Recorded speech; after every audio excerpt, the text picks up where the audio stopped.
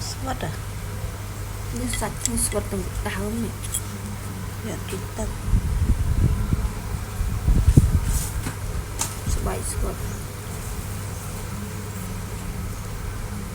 sebaik sốt dan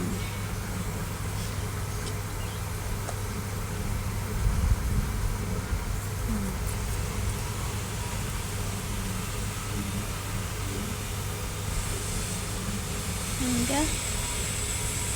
chanh mai nó thôi nó tiệm tơ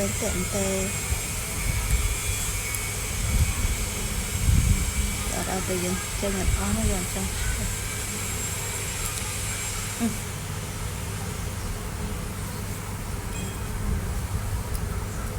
sebaik rồi dễ à vậy thằng tích nó dùng bòi về mặt khoái về vì là đặt